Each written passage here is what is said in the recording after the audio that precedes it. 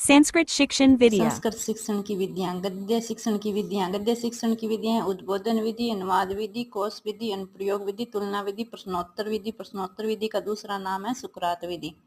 व्युत्पत्ति विधि, प्रसंग विधि, टीका विधि, समन्वय विधि। पद्य शिक्षण की विधियां। गद्य शिक्षण की विधियां हमने पहले पढ़ ली थी। अब पद्य शिक्षण की विधियां दोनों को कंपेयर करके देख लें तो अच्छे से याद रह जाती है। पद्य शिक्षण में भावात्मक लय गति ज्यादा होती है और प्राथमिक स्तर की विधियां हैं गीत विधि, अनुवाद विधि, अर्थबोध विधि, उद्बोधन विधि। उद्बोधन विधि और अनुवाद विधि गद्य शिक्षण में और पद्य शिक्षण दोनों में है। और प्राथमिक स्तर पर गद्य शिक्षण में इन विधियों का प्रयोग प्राथमिक स्तर पर किया जाता है, गीत विधि का और अनुवाद विधि का। अनुवाद विधि को अर्थबोध और उद्बोधन विधि भी कहा जाता है। फिर है माध्यमिक स्तर पर। माध्यमिक स्तर पर है खंडान्वय और दंडान्वय विधि। खंडान्वय विधि तो पद्य शिक्षण के लिए अधिक उपयोगी है। दंडान्वय में वाक्य प्रयोग अधिक होता है। फिर है व्याख्या विधि। प्राथमिक स्तर पर 3 विधियां हैं, व्याख्या, दंडान्वय, खंडान्वय।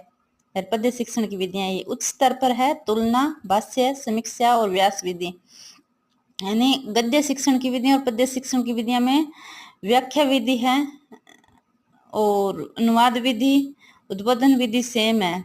उद्बोधन विधि गीत विधि पद्य शिक्षण में प्राथमिक स्तर पर चलती है, माध्यमिक स्तर पर खंडान्वय, दंडान्वय और व्याख्या विधि चलती है, उस स्तर पर तुलना, भाष्य, समीक्षा और व्यास विधि चलती है।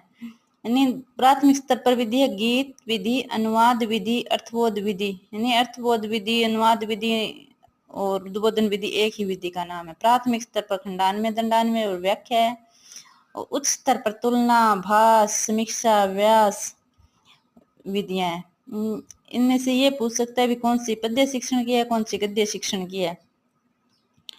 तो गद्य शिक्षण में दोबारा देखते हैं उद्बोधन, अनुवाद, कोश विधि, अनुप्रयोग विधि, तुलना विधि, प्रश्नोत्तर विधि, सुकराती विधि, व्युत्पत्ति विधि, प्रसंग विधि, टीका विधि, समन्वय विधि। टीका विधि का दूसरा नाम है समन्वय विधि।